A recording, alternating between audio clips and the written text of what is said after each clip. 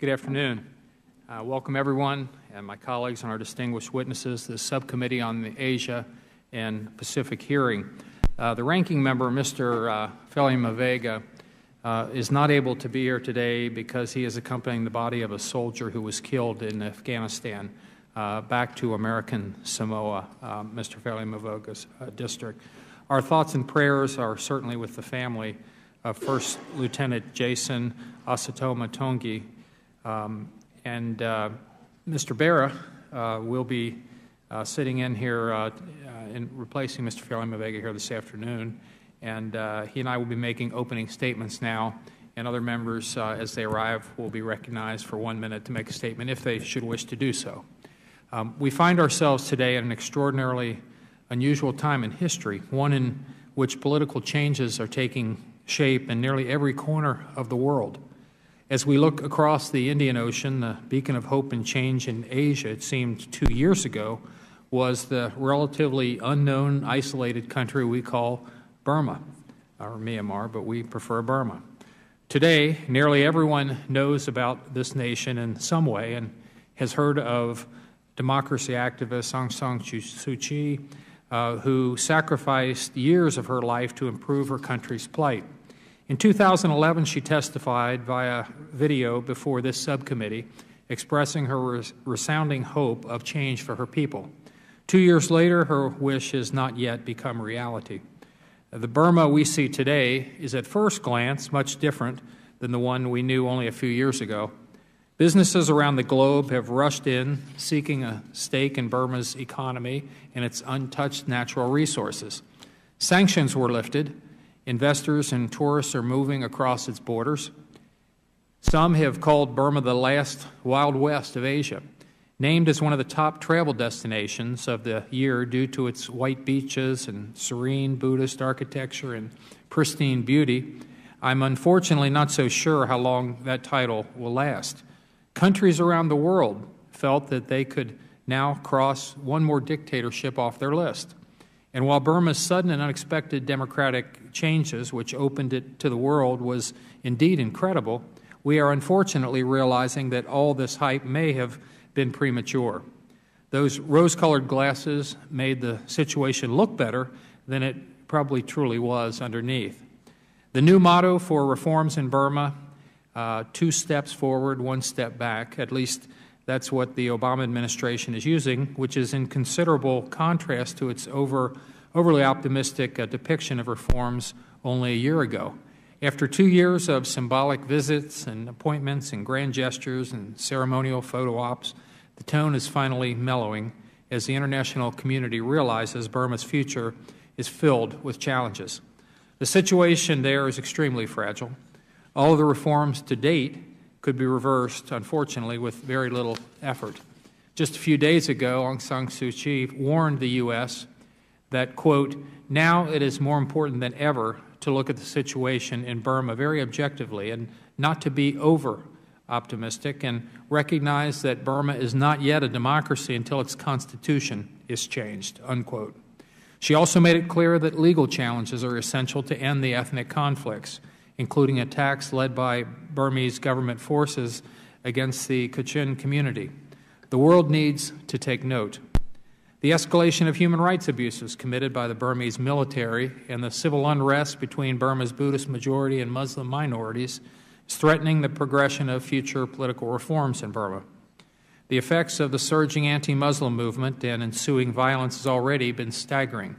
Over 250,000 people have been displaced, over 10,000 homes destroyed, and nearly 300 people killed. Evidence shows the Burmese military perpetrated some of these attacks directly. In other situations, the military and police just stood by and watched the violence unfold without taking appropriate action. A humanitarian crisis is unfolding before our very eyes. What's more, nearly 200 political prisoners remain behind bars. And this does not include the nearly 1,000 Rohingya and 200 Kachin prisoners of conscience who have been arrested and detained over the past year for their religion or ethnicity. This is unacceptable. These are actions repressive regimes take and use to intimidate their own people. how the Obama administration reacted to the blatant human rights violations and unfulfilled promises. They've offered more rewards and deals and concessions. Let's take a quick look. The administration lifted investment sanctions, lifted import bans, allowed Burma's military to observe Cobra Gold, the largest military exercise in the world, lifted visa bans on top Burmese politicians, hosted President Thein Sein at the White House in Maine, signed a trade and investment framework agreement, began the process of admitting Burma into the Generalized System of Preferences program. And most recently, the administration initiated military-to-military engagement with Burma, which comes far too soon in light of the military's strong influence in Burma and continuation of human rights abuses against ethnic minorities. Without established benchmarks, this step, in my view, is hasty and poses a risk of failure for the United States' entire engagement strategy with respect to Burma. It's clear that the U.S. is committed to helping Burma succeed, but why is it the only thing this administration is doing is giving and then giving more? The engagement process needs to slow down, I believe, until it becomes apparent that the Burmese regime intends to truly reform. I believe the administration needs to reassess its strategy and take a step back because Burma has not yet demonstrated that it is truly committed to reforming. Without a clear roadmap, it's unclear whether future reforms in Burma will be consistent with goals established under U.S. laws. I look forward to hearing from our distinguished witnesses today about their assessment of the political environment in Burma, the growing human rights abuses among ethnic groups, and the U.S. engagement strategy with Burma. And now I'd like to turn to the ranking member here this afternoon, Mr. Barrett, for an opening statement. Thank you, Chairman Shabbat, and thank you for holding this important hearing to discuss Burma's ongoing reform efforts. It's an incredibly important discussion for us to have, particularly with how young the democracy is. While we know real progress has been made, we also can't ignore that there's still much to be done. I continue to be particularly troubled by ongoing reports of ethnic violence, remaining political prisoners, suppression, mass arrests, and raids on homes and monasteries. But after almost 5 decades of brutal military repression, hope and optimism remain alive in Burma. But the truth is, for this hope and optimism to continue, there are major challenges that Burma will need to overcome. I believe that the United States can aid in solving these challenges, but as the world's greatest democracy, we have to do more than just aid. We must also send a clear-cut message of what our values are, and that the United States, in its hope for success, will not tolerate human rights abuses and oppression.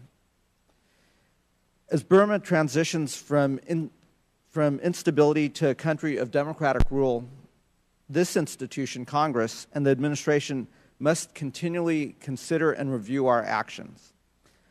I look forward to hearing the testimony of each of the witnesses. I look forward to learning more about the status of where Burma is and hearing your thoughts and ideas about the policies that Congress and the administration should be thinking about and adopting in our hopes of creating a lasting and stable democracy in Burma. And again, Mr. Chairman, I'd like to thank you for calling this important hearing. And again, I look forward to the testimony of the witnesses. With that, I yield back. Okay, thank you. I think we're getting the introductions to the panel, which I'll read here, but we're going to forego that at this point in time, and we're going to go ahead and start with Tom Andrews, and as soon as we get those, we'll go ahead and introduce the panel. But without further ado, and we now have him here, so hang on just a second. Mr. Andrews is President and CEO of United to End Genocide. He also serves as Senior Advisor to the National Democratic Institute for International Affairs. A former congressman from Maine, Tom was most recently served as National Director of Win Without War, a coalition of 40 national organizations promoting a national security strategy that calls for prudent use of military engagement. He's worked to promote democracy throughout the world, is an advocate of human rights in Burma, and has worked closely with the National Coalition Government of the Union of Burma. In the early 90s, he served as General Secretary of the Nobel Peace Laureate Campaign for Aung San Suu Kyi. Tom was elected to the Maine House of Representatives in 1982, the Maine Senate in 1984, and the United States House of Representatives in 1990. And we welcome you here, Tom. And our second witness will be Jennifer Quigley. Ms. Quigley is the Executive Director for the U.S. Campaign for Burma, where she works to ensure international policymakers support the movement for freedom and democracy in Burma, provide support for human rights and humanitarian needs, and seek to bring an end to crimes against humanity and impunity in Burma. She has worked on the movement for freedom and justice in Burma in different capacities for 10 years now. Prior to joining the U.S. Campaign for Burma, she worked for the Women's League of Burma and its member organizations on international advocacy and capacity building. And we welcome you here this afternoon. Next, is it Wakar or Wakar? Wakar. Thank you. Dr. Wakar Uddin is the Director General of the Arakan Rohingya Union, Chairman of the Burmese Rohingya Association of North America, and a professor at Penn State University. He received his undergraduate degree from the University of Nevada and a Ph.D. from University of Georgia. And we welcome you here, Dr. Uddin. And then finally, Ralph Corman, who is President and Chief Executive Officer, co-founder and board member of the Humpty Dumpty Institute, HDI, a private, non-governmental organization dedicated to enhancing ties between the U.S. Congress and the United Nations. Under Mr. Corman's leadership, the Institute has brought hundreds of members of Congress and their senior staff to UN headquarters, including myself, for private briefings. Previously, Mr. Corman served as Senior Vice President of MU-US Asset Management Company, LLC, and Senior Vice President of the United Nations Association of the United States. Prior to that, Mr. Corman served as Director of Research and Speechwriter to Ambassador Benjamin Netanyahu at Israel's permanent mission to the United Nations. He holds a bachelor's degree in Middle East Studies from Tel Aviv University and a master's degree in International Affairs from Columbia University. So we want to thank the entire panel here this afternoon, remind you of our 5-minute rule. There's a light system. The yellow light will let you know you got 1 minute to wrap up, and when the red light comes on, if you'd please wrap up your testimony close to that point, we would definitely appreciate it. And each of you has 5 minutes. Congressman Andrews, you're recognized for 5 minutes. Thank you so very much for holding this hearing. Thank you for your very comprehensive statement, Mr. Barrett. Thank you for yours. Indeed, a humanitarian crisis is underway for millions and millions of people in Burma. And you covered much of the fundamentals. I'd just like to talk about my own personal experience traveling in Burma earlier this summer, Mr. Chairman. I went to Rakhine State in the west of Burma. I went to central and northern area of Mandalay. I visited Meekdala, and I also visited many neighborhoods in the capital city of Rangoon. Throughout my travels, I heard stories of violence, of systematic discrimination, of isolation, and the blanket oppression where every aspect of life of so many of these people is tightly controlled by the military. People described their life in terms of violence, their right to move from one village to another, even from one street to another, the right to earn a living, the right to get married, the right to have more than 2 children. Even the right to live with one's own family is dependent upon the permission of authorities, and most often only after the payment of bribes. Large numbers of people are forced to live in these conditions, Mr. Chairman, not because of anything they have done, but because of who they are and the God that they pray to. I found hate speech, a key precursor of genocide, is disturbingly prevalent in Burma. Fueling it is the systematic, well-organized, and well-funded campaign of hatred and bigotry known as 969. It is ominously reminiscent of the hateful propaganda directed at the Tutsi population and their sympathizers in the lead-up and during the Rwanda genocide. And I describe this activity in my written testimony, Mr. Chairman, and there's a photograph I brought of one of these rallies to you. But let me just quote one of the most prominent leaders of this 969 movement. When he was asked about Muslims, he said this, and I'm quoting, "Muslims are like African carp. They breed quickly, they are very violent, and they eat their own." That is a Buddhist monk who is a leader of the 969 movement. Mr. Chairman, the authorities in Burma do not want you to hear what I'm telling you this afternoon after being blocked by security agents at a roadside checkpoints. When I attempted to visit some of the neighborhoods and IDP camps, I was finally able to get in. And here's what I wrote to some friends and colleagues from inside Burma. I'm traveling to parts of Burma that the government does not want me to see. I now realize why. Yesterday, I saw burnt buildings and destroyed mosques, met with those who had literally had to run for their lives after watching their homes and everything that they had worked for destroyed.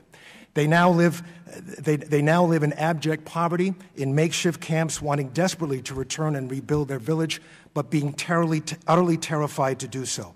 Many told me, yes, they are scared of the mobs and the escalating anti-Muslim fear-mongering and poison that fuels that violence. But they fear the Burma security forces and police even more. I've been running into plenty of these security forces. They have stopped, harassed, and followed me. Many intelligence agents have interrupted meetings with courageous people who were willing to tell me their story. 3 of these agents followed me yesterday to a meeting of an extraordinary Buddhist monk who had saved hundreds of Muslims from a mob by providing them shelter in his monastery. The agents sat in the back of the monastery hall taking notes of our conversation. Later, I was stopped and surrounded by several security forces shortly after passing their compound. They let me pass only after I showed them the photos in my camera and trashed those that they did not want to leave the country. Yesterday, at what I thought was a secret meeting at the home of a family of a village racked by violence, a neighbor came by to warn us that military intelligence agents were waiting across the street. I had 4 agents following me for the remainder of the day. These are some of the obstacles, Mr. Chairman, to learning and documenting the truth. This is the untold story of Burma, one that is not part of the sunny narratives that are so commonplace, and it is one that desperately needs to be told. I want to congratulate you for giving us this opportunity to air the truth that is happening as we speak inside of Burma, and I provide in some detail my findings in my written testimony. But by no means is this simply restricted to my own experience. The United Nations Special Rapporteur Thomas Quintana described in some detail his experience. He said, and I'm quoting, the severe restrictions on freedom of movement in Muslim IDP camps and Muslim villages remain in place. He cited the impunity of security forces and the lack of any form of justice for the Rohingya. I am deeply concerned, as you are, Mr. Chairman, of the signals that we are sending as a nation by the lifting of restrictions, of lifting the very sources of pressure that provided for the progress that we have seen in Burma. I believe this is a very dangerous course and should be re-examined and thoughtfully reviewed by this committee and by all. I am particularly concerned about the military-to-military relationships and the signals that this is sending to the Burmese military, who are responsible for egregious human rights violations that continue even as we speak. It is very important, Mr. Chairman, that the American public and that this Congress see the complete story of Burma, and that the policies that are in place right now be re-examined so that we are sending the right signals to the regime, the right signals to the military, and the right signals to those people in Burma who are living, as you described, this humanitarian crisis day in and day out. Thank you so much, Mr. Chairman. Thank you very much, Mr. Andrews. Ms. Quigley, you're recognized for 5 minutes. Thank you, Chairman, Ranking Member, and members of the subcommittee. I'd like to thank you for the opportunity to speak today. It's been 2 years since Burma shifted from outright military rule to a nominally civilian government. During the first year, President Thein Sein surprised the international community with his willingness to engage and implement a series of reforms, culminating with Aung San Suu Kyi's by-election victory in April 2012. Many governments, including the Obama administration, responded quickly, rushing to lift sanctions. The human rights community and Burma's ethnic minorities were skeptical that the Burmese government was interested in genuine reform, rather that they would do the minimal necessary to secure the removal of sanctions. We cautioned governments not to lift sanctions too soon, considering the constitutional barriers to democratic rule, national reconciliation, independence of the judiciary, and civilian control over the military. Once governments began to lift or suspend their sanctions, the pace of reforms slowed dramatically. Primary focus was placed on securing economic benefits from foreign investment and trade. In rural and ethnic minority areas, land confiscation became pandemic. Farmers and entire communities are being forced off of their land by government officials, the military, or their business cronies in anticipation of lucrative foreign investment partnerships. The Burmese parliament passed laws that legalize land confiscation, taking away people's ability to legally fight for their land. The Burmese authorities' desire to benefit from foreign investment has led to the breakdown of ceasefires with ethnic minorities. The Burmese military broke the ceasefire with the Shan State Army North in March 2013, attacking them, using villagers as forced labor, and displacing thousands, all in an effort to clear out an area that the Burmese government had signed a deal with a foreign company to build a hydropower dam. The Burmese army continues to break ceasefires, calling into question the sincerity of the Burmese government's commitment to national reconciliation. Shortly following the euphoria of Aung San Suu Kyi officially becoming a member of parliament, and the human rights situation turned from bad to worse. The violence broke out between Rakhine Buddhists and Burmese security forces on one side and Rohingya Muslims on the other. In the course of a few days, the violence displaced 100,000 people, the vast majority of whom are Rohingya Muslims who remain still today in squalid, internally displaced person camps. Burmese authorities destroyed mosques, mass arrests of Rohingya Muslims, and blocked humanitarian aid to displaced. The violence against the Rohingya continued to be fueled by hate speech throughout Burma, including by government officials. Alarmingly, many people throughout Burma, including prominent members of Burma's democracy movement, participated in the hate speech against the Rohingya and supported military authority in Rakhine State. On July 11th, 2012, President Thein Sein told the UN High Commissioner for Refugees that the only solution for the anti-Muslim conflict is to deport Rohingya to other countries and confine them to refugee camps, reminiscent of Hitler's message in the 1930s. Later that same day, President Obama issued waivers lifting the financial and investment sanctions on Burma. The Obama administration's waiver sent a strong message. Meeting human rights conditions and addressing concerns of ethnic minorities are no longer a requirement for receiving U.S. investment and relaxing sanctions. In September and early October of 2012, the U.S. lifted restrictions on international financial institutions' assistance to Burma and invited the Burmese military to observe the prestigious Cobra Gold joint military exercises. Seemingly emboldened by the international community's prioritization of Aung San Suu Kyi over anti-Muslim policies and human rights abuses, Burmese government ramped up restrictions on the Rohingya. In late October 2012, Burmese security forces carried out an ethnic cleansing campaign against the Rohingya Muslims, resulting in countless deaths, hundreds of women raped, the displacement of an additional 40,000 people, and destroyed villages. The following month, President Obama waived the majority of the Burmese import ban and became the first president to visit Burma. With nearly all sanctions lifted and repercussions from the international community nil, the Burmese authorities wrapped up their crackdown on activists and ethnic and religious minorities. Less than 2 weeks after President Obama visited Burma, police cracked down on nearly 100 protesters using white phosphorus, a chemical agent, to burn them. In December 2012 and January 2013, the Burmese military escalated its attacks against the Kachin, for the first time launching airstrikes and shelling. Shortly after that, the Paris Club of Creditors announced its intention to clear nearly $6 billion of Burmese debt. In addition to the lack of a robust response from the international community to allegations of ethnic cleansing and crimes against humanity, the Burmese government's decades-long promotion of Buddhist nationalism, anti-Muslim propaganda, divide-and-rule strategy, and system of impunity created an environment that fostered anti-Muslim violence. Between February and August of this year, anti-Muslim violence spread throughout Burma, with violence occurring in 23 townships across the country. The participation and complacency of security forces during the attacks, coupled with the lack of justice and accountability for any authority figures involved in the attacks, strongly indicates a need for an international independent investigation into crimes against humanity and a system of impunity to determine who is responsible, the culpability of the government, and access to judicial remedy. Without international action, anti-Muslim violence and discrimination will likely continue unabated. The United States must change the way it approaches Burma policy.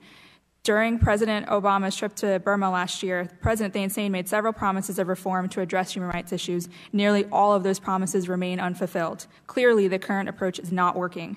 U.S. government policy should incorporate and reflect the needs of the most persecuted populations.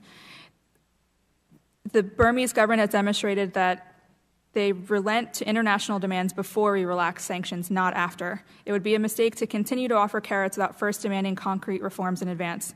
Military and military relations should not proceed until the Burmese military demonstrates a genuine interest in reform by stopping all attacks throughout the country in both ceasefire and non-ceasefire areas. Training junior officers and soldiers on human rights does not address the main problem, that soldiers are committing human rights abuses on the orders of their military and political leaders. The Burmese military wants a relationship with the U.S. military. Ethnic minority communities want the U.S. to use this interest as leverage to attain concrete, genuine reform before allowing a relationship to move forward. Thank you. Thank you very much. Dr. Uddin, you're recognized for 5 minutes. Thank you very much, Mr. Chairman, for giving me the opportunity. I want to hit the mic here. Thank you. Thank you very much, Mr. Chairman, for giving me the opportunity to testify before the Foreign Affairs Asia Subcommittee. I would like to start with the post-election situation in Burma past 2 years. The political climate in Burma has not fundamentally improved for over the past 2 years, despite great expectations by the people of Burma and the international community for a genuine change. The junta's strategy of maintaining the status quo was effectively implemented through the national election in 2010. The impact of this false democratic process has disproportionately impacted the ethnic minorities, including Rohingya, Kachin, and Myanmar Muslims over the Burmans and Burma. The military junta's imposition of its apartheid policies for Rohingya, such as travel restrictions, marriage restrictions, land confiscation, deprivation of education, deprivation of freedom to worship, closure of places of worship is still continuing. In fact, there has been further tightening of this recently in Arakan, Rakhine State. Currently, there are some elements within the Burmese government colluding with Rakhine and Arakan state officials to make IDP, the internally displaced people, camps permanent or semi-permanent. The media is still not free for all people. Certain groups of people enjoy these rights more than others who has connection to the Burmese government. Rakhine National Democratic Party, RNDP, in collusion with some segment of Burmese government as well as the Ministry of Immigration, has recently introduced legislation in the parliament to launch a reinvestigation into Rohingya MPs in their ancestral backgrounds. These Rohingya MPs has been elected legally in the election in 2010. About U.S. administration's easing sanctions, I think the administration has moved very quickly to ease the sanction and relax the sanction. We believe that this is very short-sighted. This relaxation of sanction should have been more gradual, firmly incremental, with benchmarks. The Burmese government should meet each expectation by the international community before the second bar may be lifted. About military relationship with Burma, I am not a military strategist who can provide a detailed analysis of proposed military-to-military relations between Burma and the United States. However, as a concerned citizen, knowledgeable enough about Burmese military establishment, I strongly urge our government to avoid military relations with the government that is guilty of the worst crimes of our time. Establishing this relationship is way far too premature, we believe. About the growing conflict between the majority Buddhist and the minorities, the conflict between Buddhist and Muslim populations are overwhelmingly one-sided. Although it is termed as conflict, it is truly not a conflict. It is an attack on the minority by the majority. It's one-sided. It's backed by the Burmese forces, as we have seen that on videos and on the internet, on other news media coverage. Denial of basic rights, of systematic discrimination against Rohingya by the Burmese government created the fertile ground for nationalist Rakhine leadership and radical Buddhist monks to instigate fresh violence against Rohingya that has now spilled over to mainland Burma. About the implications of this conflict, the Burmanization policy, which is the purity, the ideology of purity of race and religion in Burma, that has been the central part of this problem situation in Burma. The violence against Rohingya and Burmese Muslims is part of a pattern of ultra-nationalism led by 969 movement, spearheaded by this monk Wirathu, is spearheading that, and Time magazine has extensive coverage, so as other major newspapers of the world. This cannot be allowed. Myanmar government cannot remain silent on this. Myanmar government must investigate this and stop this, the terror network, 969 terror network, which is clearly committing all this violence and instigating violence through hate speech. Recently, the Burmese government, in coordination with Rakhine state officials, reportedly designated Rohingya prisoners as non-political prisoners. In recent days, hundreds of Rohingya prisoners from age 11, 12 to 60, 65, quickly sentencing them to life imprisonment or long terms, 20, 30 years jail for committing violence or instigating violence. In fact, these people are the victims of violence who has lost their homes, their business, some losing family members. Achieving national reconciliation with the ethnic group is not as complex as Myanmar government is portraying. It is simpler, it is achievable. It is within the reach. Myanmar government is very powerful. It has strong influence on Rakhine ethnic groups, and Myanmar government a central role, a powerful role, can play a powerful role to mediate the reconciliation if it comes to the middle and play a central role as a true and sincere facilitator. Thank you very much. Thank you, Doctor. Mr. Corman, you're recognized. Before you start, could I ask Dr. Uddin, what's the edition or what is the date on the Time magazine that you referred to in case other people might like to? This is July 1st, 2013. It is a non-U.S. edition. It's edition for Europe, Middle East, Asia, and Africa. Okay, very good. That's July 1st of this July year. 1st of 2013. Okay, in case the staffs would want to get it or any of the folks in the audience today. Thank you very much. Mr. Corman, you're recognized for 5 minutes. Chairman Jabbat, Representative Berra, members of the subcommittee, thank you for... If you could hit the mic there, just... Is that better? Yes. Thank you very much for the opportunity to give testimony here today. As you mentioned, we do have a lot of interaction with Capitol Hill in our program with the UN, but as the President and Chief Executive Officer of the Humpty Dumpty Institute, we also do a lot of international development work around the world. For those in the audience, just with the title, it's kind of an unusual title. Would you explain where the title comes from? And we won't take this out of your time. Sure. So. I was with some colleagues in the back of a truck in Rwanda a few weeks after the genocide there, and these were people who wanted to try to change things, and we were in the back thinking about how we could create an effective small organization that would do good work around the world. And we all came up with the tagline of putting the pieces back together because things were so broken. And it is also a very memorable a name. Lots of people don't forget it. When there are 10,000 NGOs that are affiliated with the UN, you have to try to find a way to keep people remembering what you're doing. Thank you. As I mentioned, we have this program with the UN and members of Congress, but we also do a lot of development work around the world. We build schools, provide medicine, construct health clinics, feed children, clear landmines in UXO. We dig wells, we put up latrines, we plant gardens, we grow fruit orchards, and we organize local business opportunities for indigenous populations.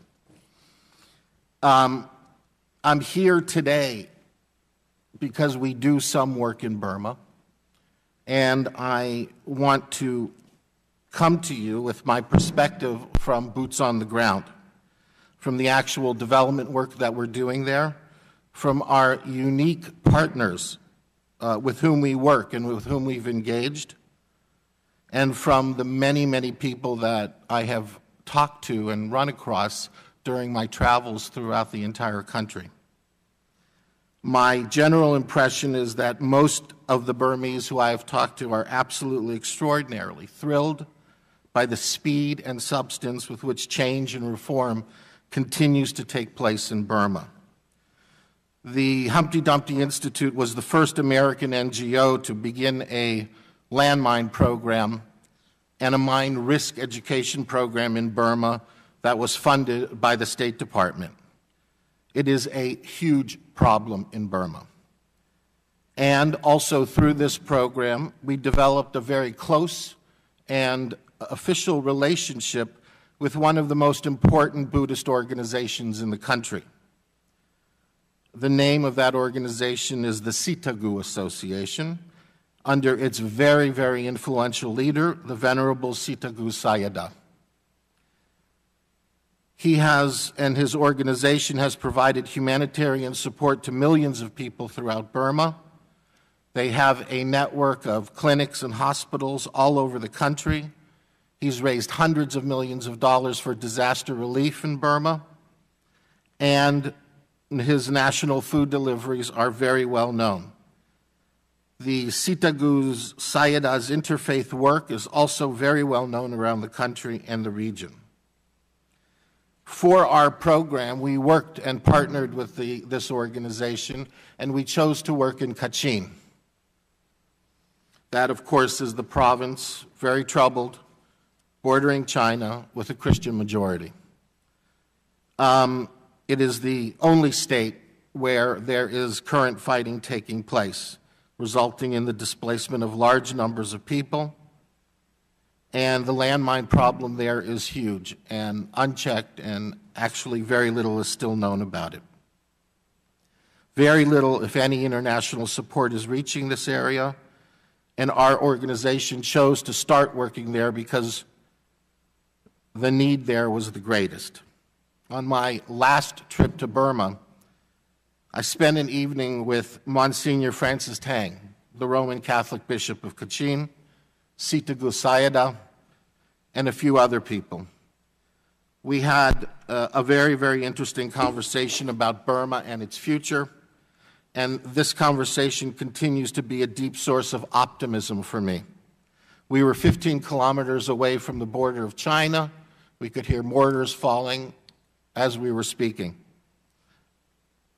Despite these very, very dire circumstances, these religious leaders that I was meeting with are very enthusiastic and very excited about the future. They work with one another, they talk to each other constantly, and believe that Burma is heading in the right direction. There are very, very serious bumps and bruises that are very painful along this path of reform. But the incredible progress made over the past 2 years has opened the doors to freedom and democracy for the people of Burma. It has infused the population with hope and optimism for a better life for themselves and for their children. This process, in my view, is irreversible, and these religious leaders have come to rely on this country, the United States, and you to be strong partners and leaders to help guide their country along the path to democracy and rule of law. In terms of the sectarian violence between the Buddhist majority and the Muslim minority, the situation, as we have all heard, remains tense and serious. The vast majority of the victims here are Muslim. The displacement of these people and the violence directed toward them must be stopped.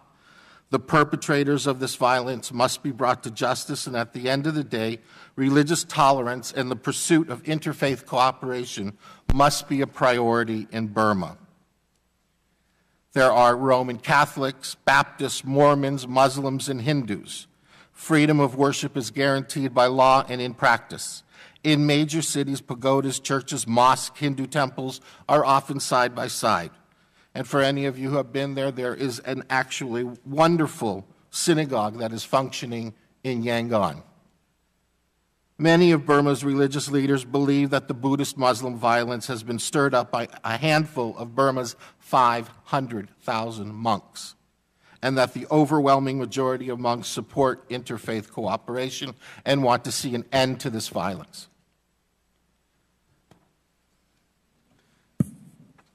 USAID has a very robust program in Burma, and it is making a lot of headway.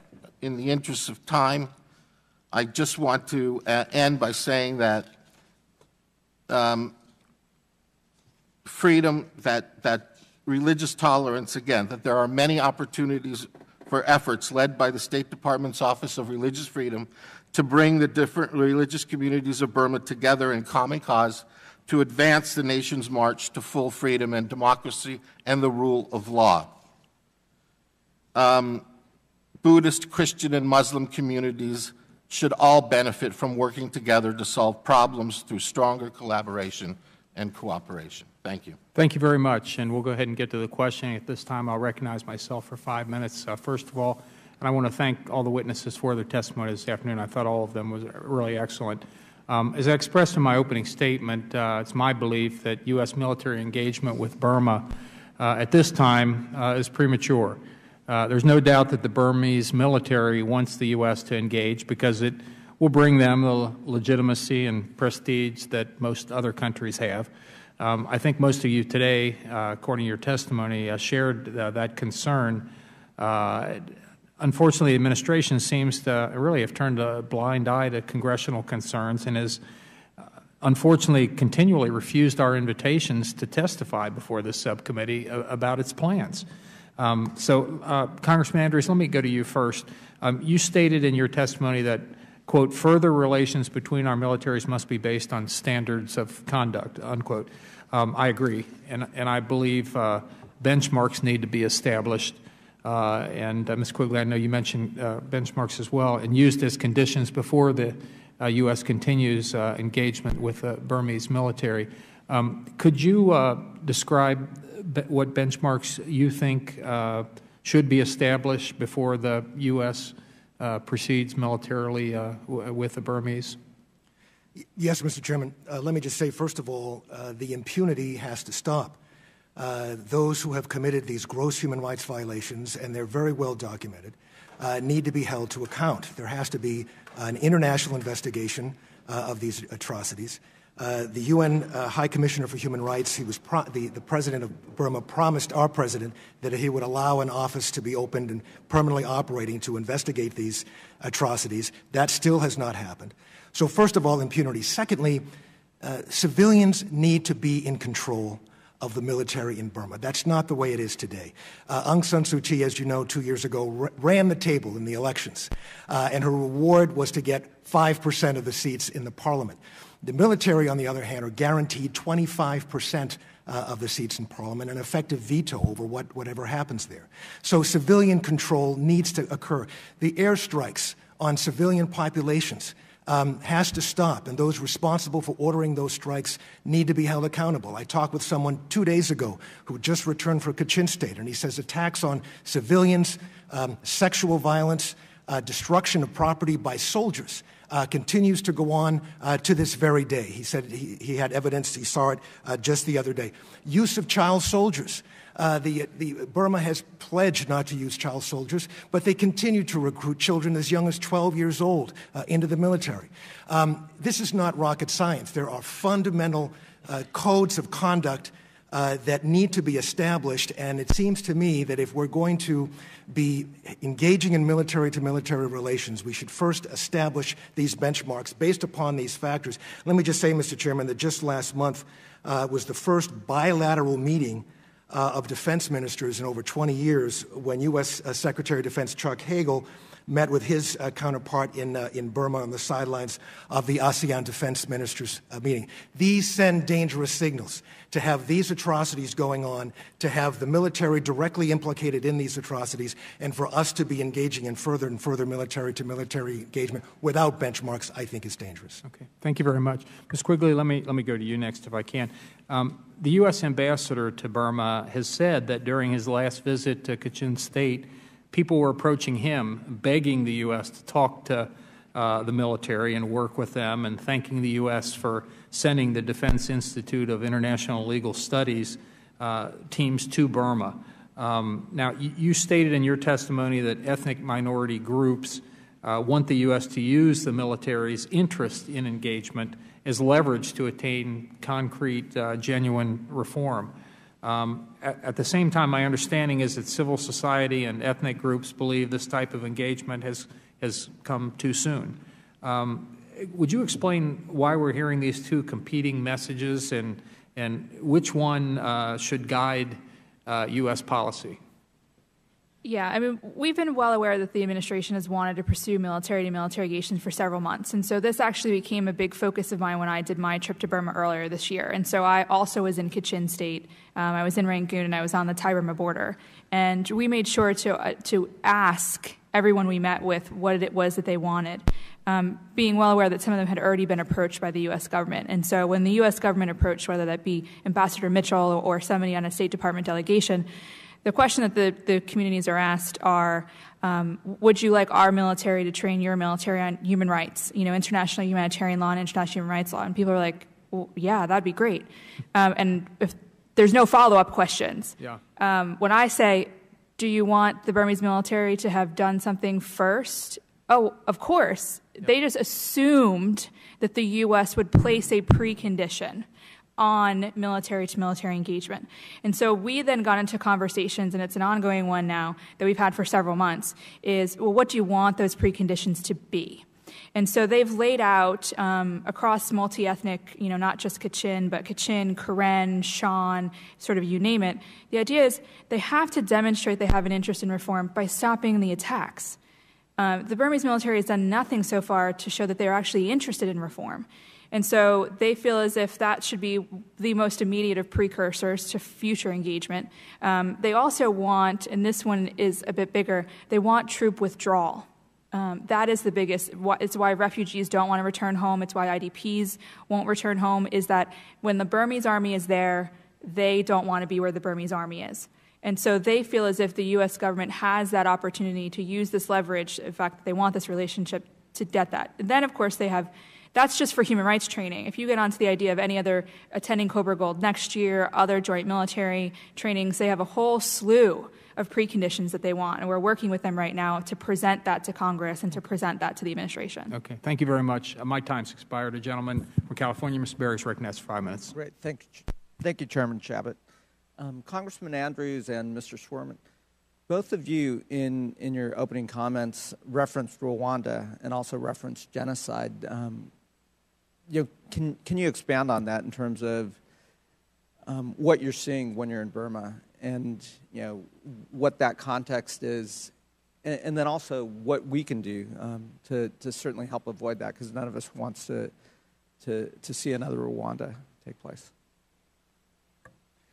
Thank you, Mr. Baird. It's an excellent question. And if I was in Congress when the genocide of Rwanda was going on, and when I visited Rwanda, I literally sat down as I was at one of the memorial centers where 250,000 people are buried, and asked myself, my God, where was I when all this was going on? Where was I when the true warning signs and signals of a genocide were in place? It's very clear to me, as president of United to End Genocide, that the building blocks of genocide are in place in Burma right now. And the hate speech, the fear and intimidation, the isolation, the severe restrictions on people, the violence against people, the sending off of people to camps where they're totally isolated and totally controlled, all of this is a precursor to genocide and the building blocks of hate. And, someone has described this as interethnic violence. I believe that it's much more than that. When you have the complicity documented by the United Nations, for example, and the Special Rapporteur, complicity of the state and the military in these acts, then there's a very, very serious problem that needs to be addressed. And no country in the world is better positioned to influence this situation than the United States. Everyone that I talked to when I mentioned this said unequivocally, of all the nations in the world, the United States is in the strongest position. Thank you. as the son of 2 Holocaust survivors and someone who has had extensive experience visiting different sites where genocide has occurred, I don't think that such a foundation is laid in Burma. I have not seen it. I have talked to many, many political leaders. I have talked to many religious leaders. Yes, there are human rights abuses. Yes, there is injustice going on. But you have to remember that this process of democratic reform is only 2 years old. And there are going to be, as I mentioned, lots of problems and lots of challenges that both the government will have to face over the course of the next many, many years. And yes, there is, of course, our role as the United States to help guide them, help influence them onto all of the issues that and positions that have been talked about here. But I want to emphasize that this is not some national movement. There are many, many people who are Buddhist who are opposed to the violence. There are people who are opposed to many of the human rights abuses that in other areas. But at the same time, the leaders of these communities are talking to one another. There have been a number of meetings since May between Muslim leaders and Buddhist leaders to bring an end to the violence. And certainly there is a very close relationship between the leaders of Kachin and many prominent Buddhist leaders as well. Would you say that most of the violence is confined to the Buddhist community and the Muslim community, or are you seeing it across all the ethnic minorities? No, there's conflict going on in Kachin, okay, along the Chinese border, where government forces are fighting with the Kachin Independence Army, and there is. I think, though, much more to it than that. There are strategic areas, but they have come in with a much heavier engagement, the use of airplanes, for example. But at the end of the day, there is a lot of interaction between Kachin and the rest of Burma. Leaders are talking, and there is, I believe, a reason to be hopeful and a reason to be optimistic. So I'm going to run out of time. I would just, the second part of the question is, what should the United States government do to address this and help give Burma the best possibility? Well, I believe somewhat differently than the rest of the panelists. I believe that the relationship should be deepened. I think more investment in the country is necessary, and that all sorts of entanglements and more relationships should be built on every level, in development, in of course, democracy reform, because if we don't do it, there's no one else who's going to do it. And it's our role and obligation to do so. Great. Thank you. Thank you very much. The gentleman from North Carolina, Mr. Holding, is recognized for 5 minutes. Unless he'd like to defer to the gentleman from... Okay. Well, we'll recognize the gentleman from California, Mr. Rohrabacher. Well, thank you very much. And, Mr. Chairman, I'd like to express my appreciation to you for holding this hearing. Burma has, for many years, been very symbolic of the issues of freedom that are challenging civilization throughout the world. And shortly after I was elected to Congress the first time, I ended up going into the jungles in Burma and meeting with the students who had just been involved with a revolt against the military junta and they were chasing them through the jungles and mortaring their villages. These were unarmed groups of young people who were college students, basically. And since that time, they finally found refuge in the areas of the Karen and the Karennis and the border tribal peoples. And since then, all these years, all these 25 years, there's been this ongoing murder of innocent people by the government of Burma that made it a pariah of the nations of the world. Of course, a pariah except with the Chinese, who were using the Burmese junta as their puppets. They were indeed doing the bidding of the Chinese, and it got to such a point that it was too much for even the Burmese military, and that's why I think they've started in the right direction.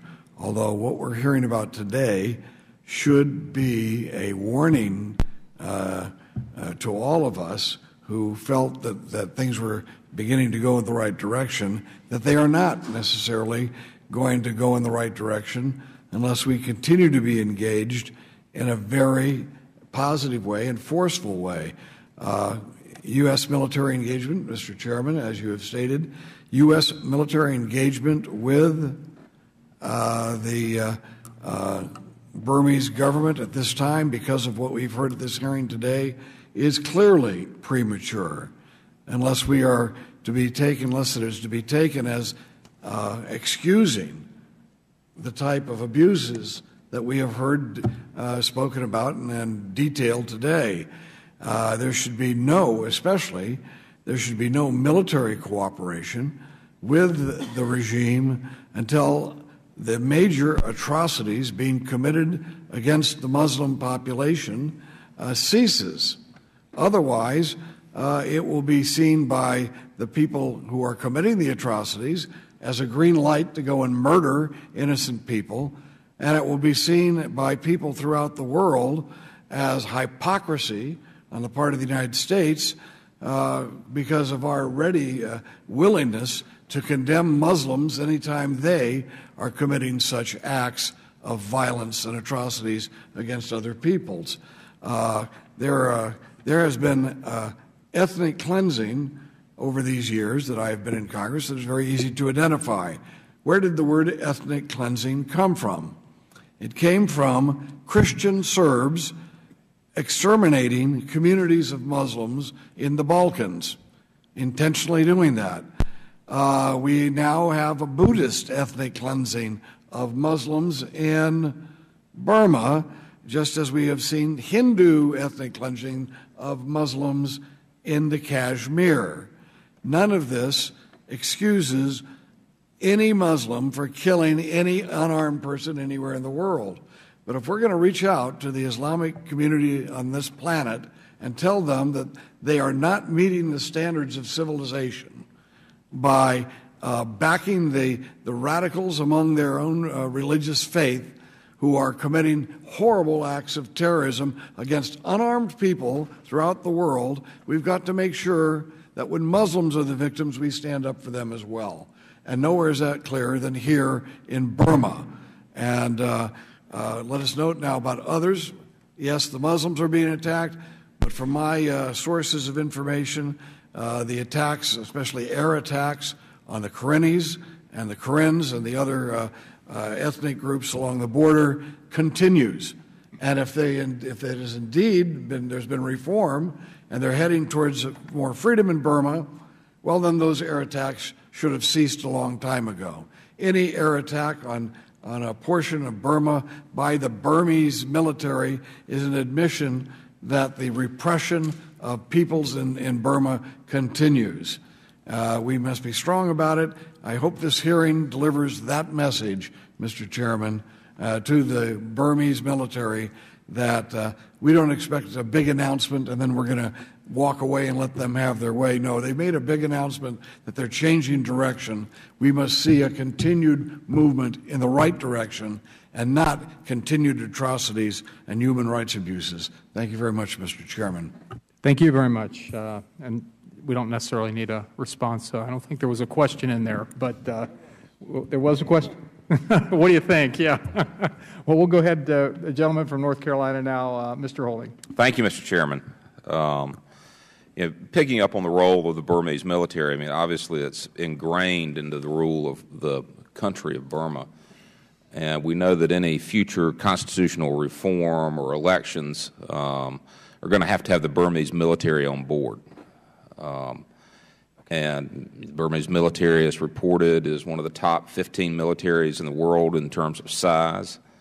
But, as regards to their exact budget and the spending on the Burmese military, we don't know that. Now, while this lack of transparency is a big concern, given Burma's neighbors. I think before the United States needs to, before we move any closer to military cooperation, we need to ensure that the Burmese military does not have excessive ties with China and North Korea, where those ties are severed. So which one of you on the panel could elaborate for us exactly what are the ties that the Burmese military has with the Chinese or with North Korea? We won't be able to undo the extensive ties between the Chinese and the Burmese military. They are linked both militarily through, they have been the largest weapons supplier, the largest arms dealer for the Burmese military for decades. They are also economic partners. The Burmese military owns very large economic holdings in Burma, and that's predominantly who the Chinese do their business with. Particularly in the extractives and the energy sector.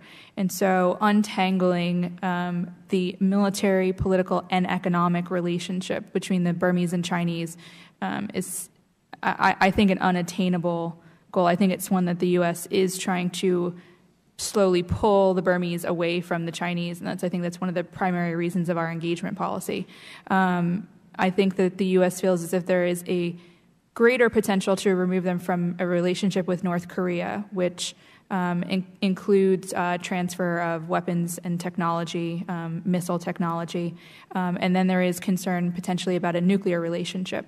The Burmese government did just sign the additional protocol and will be allowing the IAEA into the country. And so that there is some promise, I would say, on trying to at least ascertain the nuclear relationship between Burma and North Korea. And several shipments have been stopped, weapons shipments have been stopped from North Korea to Burma. And so I think that actually was the focus of Secretary Hagel's interaction with the Burmese defense minister, was to try and more successfully pull them away from the North Koreans. So what are the ways, or what ways are we using, and what ways would you suggest for driving a wedge between the relationship between Burma and China? Well, to be honest, I think that the first thing that the U.S. I think is trying to achieve is to separate the Burmese military from economic activity. And so if you separate the Burmese military from economic activity, you separate an economic relationship that they have with the Chinese. And so how do you do that? Well, at the moment, the U.S. has said that if the Burmese military and their economic holdings want to invest with the Americans, which they do, that they have to divest. The Burmese military has to go from being an economic power inside Burma to being a professional military in Burma. And so we're holding out sort of, I guess you consider, like we're dangling the carrot that if they divest, that they would have more of a relation, that the Burmese military would benefit more from a relationship with the United States. And so they're on a military level, if they divested their economic holdings, one of the administration's criteria for the Burmese military to be taken off of our sanctions list is to divest their economic holdings. And so that would be one way in which they would be able to pull them away from the Chinese, because the military would then no longer... Is there anything that we're not doing that you would suggest would be a way to drive a wedge? I think we should be more engaged when it comes to the ethnic negotiations that are taking place. The Chinese have a predominant role. So most of the fighting that's taking place is happening on the China border with the Shan, the Palong, and the Kachin. And the U.S. has resolutely stayed out of those negotiations, whereas the Chinese have played a very active role. And we have suggested that these communities have actually asked the U.S. to actively participate in the negotiation process so that therefore the Chinese don't have as much control as what happens in those regions in the country. Right now that's primarily a relationship between the Burmese military, the Chinese, and those ethnic groups. And so those ethnic groups have actually asked that the U.S. government become a more active player in those negotiation processes as a counterbalance to sort of neutralize the role that the Chinese have in that region of the country. Thank you. Thank you, Mr. Chairman. Thank you for your remarks. Gentleman's time's expired. Let me just make a remark, the Chairman's prerogative here, I guess. I think sometimes there's a tendency in this country, and I may be seeing this under this administration. I don't want to be too harsh with them because you see it occasionally, I think, throughout history where it's maybe it's natural for an administration to do this, but I think they kind of look for foreign policy successes wherever they can find them. And I think initially, with respect to Burma, it looked like this was going to be a tremendous success story. And kind of if it happens under your watch, you get some credit for it. And so I think there was perhaps a rush to put a happy face on Burma and be very optimistic about the outcome, and to do a lot of positive things and give them everything and hope that everything was going to go well. And unfortunately, we've seen that there are still tremendous challenges in Burma and human rights abuses, and the military still literally killing people. And so I think it's appropriate for us to reconsider our policy here and to move forward in a more cautious manner, I think, and make sure that our actions and our outreach will actually have a positive effect and not just reward bad behavior. So those are my thoughts.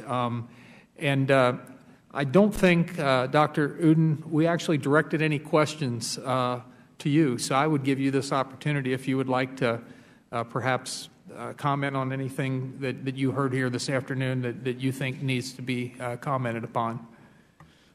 Thank you very much for giving me the opportunity again to make a statement. I want to emphasize on ethnic minority issues where I've been working as an ARU Director General, the rights of the ethnic minorities, particularly Rohingya issue. Currently, Ambassador Derek Mitchell has been working very diligently on this Rohingya issue, trying to find out a solution for this Rohingya people. So I think we should continue that path through State Department's effort working on this. But you know, the biggest problem we are having right now with in Rohingya issue is what Myanmar government, Burmese government says from Naypyidaw is not consistent what's happening on the ground. The more conciliatory talk, sometimes very negotiable talks coming out of Naypyidaw, each time that happens, you see more violence on the ground in Arakan state. There seems to be a disconnect between what's happening on the ground and what's come out of Naypyidaw. So international community, led by United States, the most powerful country in the world, need to take a look at that. Where is the missing gap? What's happening? Is that signal coming from the Naypyidaw to the forces on the ground to continue to commit this horrendous violence against Rohingya, or they are a breakdown of law and order? So I think that's one thing. That's something that I want to ask our government to pursue, that the security of the Rohingya people are addressed by the Myanmar government, because this is the place, Northern Arakan State is the place which the Myanmar government governs. So there has to be law and order. It cannot be a lawless state in Burma where the Myanmar government is governing that region. Thank you very much. Thank you very much. I'd like to thank all the panel members this afternoon for their excellent testimony and their answering of the questions that we had. I thought you did a very, very good job, and a particularly important country in the world right now that really does need, I think, a lot of focus. And I would ask unanimous consent that members have 5 days to supplement their comments or submit questions. And if there's no further business to come before the committee, we're adjourned. Thank you very much.